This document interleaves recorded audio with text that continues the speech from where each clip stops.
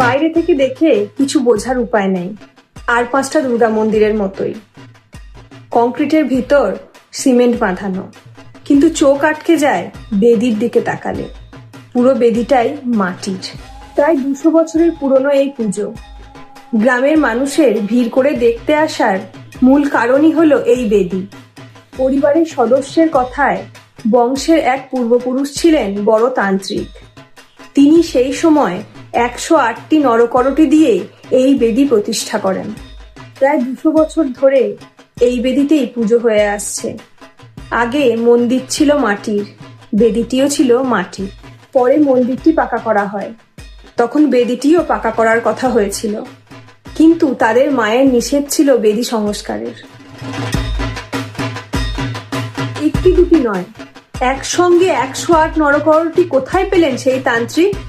উত্তর দিলেন পরিবারেরই আর এক সদস্য। ব্রাহ্মণী নদীর পাড়ে মৃতদেহ পোঁতার প্রচলন ছিল। সেখান থেকেই মাটি খুঁড়ে নরকরটি এনে এই বেদির প্রতিষ্ঠা করেছিলেন।